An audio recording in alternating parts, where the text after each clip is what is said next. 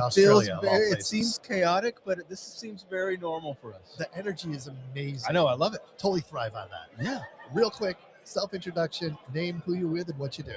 Thanks, mate. Alex Badawi from SMEC. We're from the Adelaide office and a civil engineer in the Roads Highways Department, and being it's the 20th year in the industry. Awesome. And I got to say, that's the first time since I've been in Australia that I get called mate. Really? Yes. Isn't that crazy? I've only been here like 8 hours, but that's the first time. But they didn't say it like when you got off the plane. It was like, good day. No, I didn't get any of that. No. You see, a funny thing about mate is you use mate as a placeholder for a name. So it's a hey mate, because you don't know the person's name. So you kind of like, you get away with it. I like that. I'm going to use that more often. Yeah. I'm going to use that more often. So why are you here? Well, here for the 12D conference. This is my second one doing it. Last year, me and there's a guy, Alan Walker's floating around. We won the Innovation Award last time. Oh my gosh. And it's on the board there. It's a pretty good innovation. We're doing a talk about it tomorrow. I think it's like a 3:30 session at the main room. Yeah. And I'm submitted again, so maybe back to back. Oh my gosh. Well, give us a little preview on. Tell us about this. Well, since cool. The Innovation Award was from 2 years ago, so what was that for? So that was we did a project called on SS Tom. It's a big rail job, Western Sydney Airport. It's the rail that connects a lot of the new subway and new kind of stuff. And between Alan, myself, and one other guy, Oliver Williams from Arab, we developed a very innovative system to pick up attributes from Synergy and pick up attributes from all the data and highly naming convention to make all the BIM stuff work. So all the objects to make sure that it just all comes together and gets what the client wants. And the other part, it did work. Obviously, it was. Right. And the other part of it is a innovative system to turn anything from CAD into a three-dimensional mesh back and forth without even thinking about it. All a series of Excel spreadsheets to make it all integrated. So that's what it's all about. That's insane. A lot of fun, a lot of code. The idea is that designers just do what they're supposed to do. I don't care about the BIM crap, because I call it BIM crap. I think it's a waste of time, but the client wants it. Yeah. So we make sure that all the BIM stuff is done in an automatic way, so they just do the design like they're supposed to. They don't care about all the background stuff. That's the idea. Is that like designing more in like a 2D environment versus a 3D environment? Yeah, they do a lot of the 2D, and we just make it 3D in a very automatic way. That's the whole point about doing it. Yeah. Very cool. That's awesome. But so you're a civil engineer, right? Yeah, I'm a civil engineer. Gotcha. So what's your tie to 12D then? Well, back in the olden days, like 20 years ago, I worked on a program called MX Road, and then I moved to the United States. Chicago for 8 years, used the Bentley's Open Roads package. Mm-hmm. Then when I moved back here, MX had disappeared. I had to learn 12D to do the same thing I used to do in MX and Open Roads, and now I'm with 12D. All right. So it's just strings. That's all it is. Just lines on the page. So you gotta take the opportunity to a little bit of a shout out to the conference room. How easy was it to learn the 12D system when you moved back here? It wasn't that difficult of a climb because I had MX and then I had Open Roads. In the end, it's just three-dimensional strings. So it's just a different way of building it. It took about probably 3 to 6 months to really get my fingers in it, but then I started to get pretty proficient at it. But if you're going from scratch, it takes a while because it's unusually complex the first time looking at all the menus. So that's what kills you. I mean, it's the same thing you do when you open AutoCAD for the first time. There's just a lot there, right? Yeah. But it sounds like from what we're hearing, there's a lot of flexibility built into the 12D platform. That is true. It is quite robust. And very lack of graphics is their advantage. Ah, okay. Because it doesn't crash. Interesting. Yeah. Because Marissa has experience in the Civil 3D world, and it has some bugs because there's a lot of graphics, but there's some fineness of the graphics. Yeah. Marissa, you want to jump in here on this? I was going to say, an advantage of the program is that we're working a lot with drafters, right? So when you think about a block, how you could add attributes to a block, like the XY rotation, and then how to bring that back and forth into 12D. So we're working in a scenario where you have lots of drafters and designers from other disciplines, especially, who are working in the CAD space.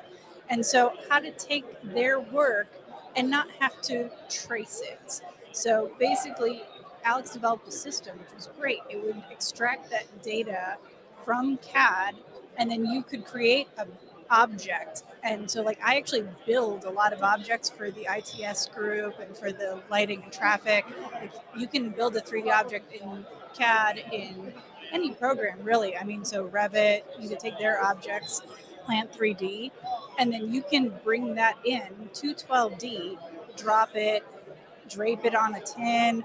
It'll rotate, it'll maintain that XY rotation. And so all of a sudden you have all this library content available to you in a 12D space.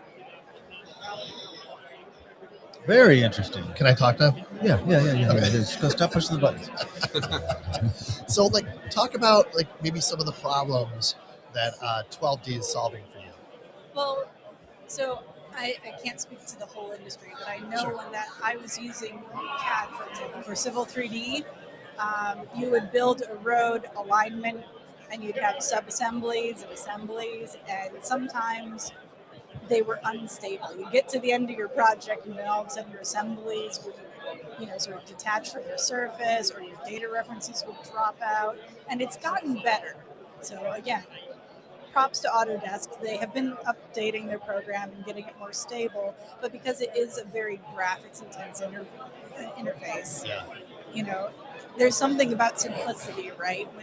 When you leave a graphics interface and come into a strings-based interface, you lose a lot of those areas that can cause common glitches.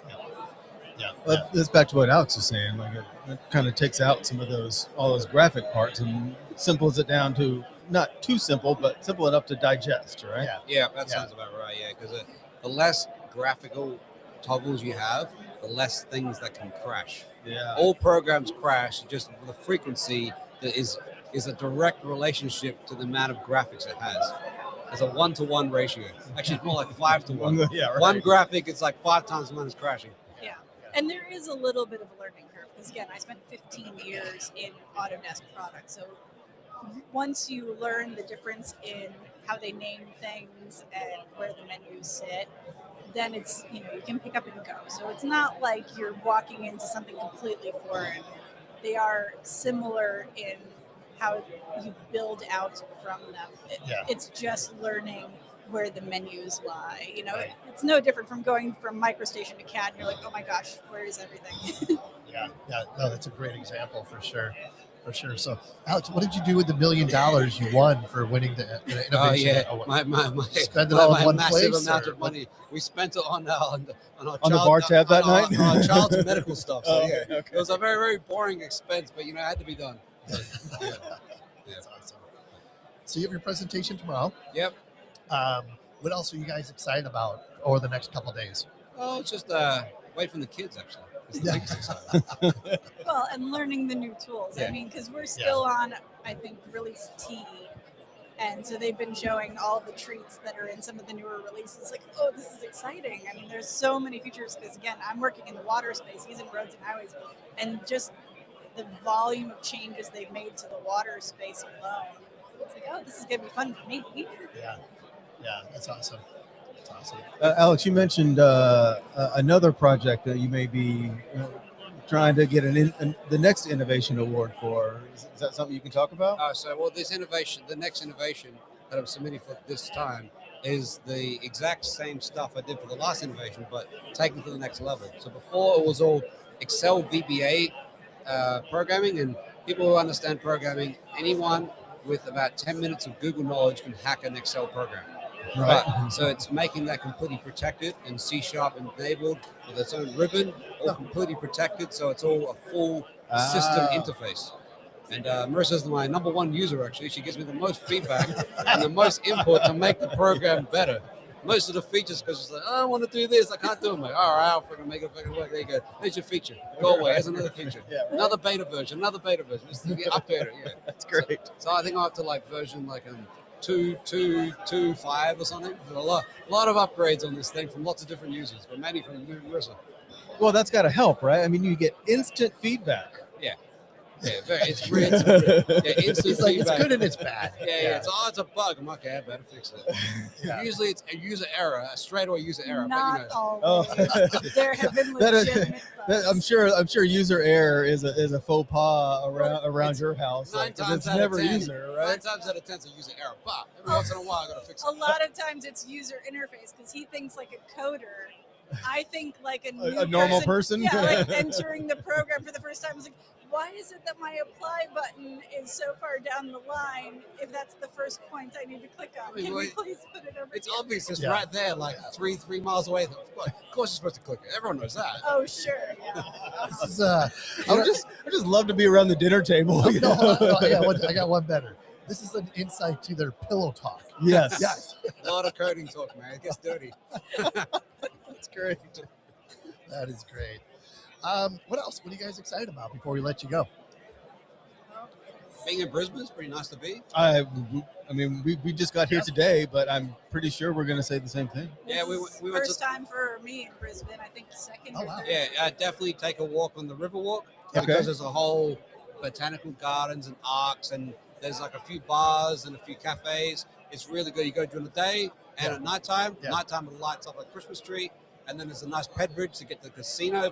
And then I'm not a casino fan, but up to the top there's a looking area Oh wow! with a full green roof. You can see the whole city and stuff like that. I think we're headed there after this. Yeah, it's Sounds really, really good. But normally most sky decks they got to charge it, but this one's free, so it should be good. Oh, nice. Good to know. Thank you for that. So I got to information. ask, we actually, a unique guests here that have lived in the United States, and you're from the United States. I'm actually born in Texas.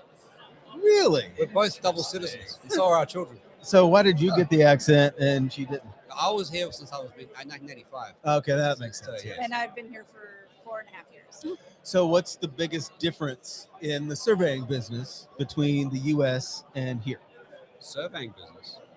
Okay, that's Let's say I know I'm a civil engineer as well, so but in your experience Well- dealing with surveyors and dealing with people like this, well in Illinois. I find like there's no in the state of Illinois. There's no design build, so it's all bid build. Mhm. So it makes a large difference with how you get the data, and sometimes a bit of a time delay from when you get there. Phase 1, phase 2, phase 3.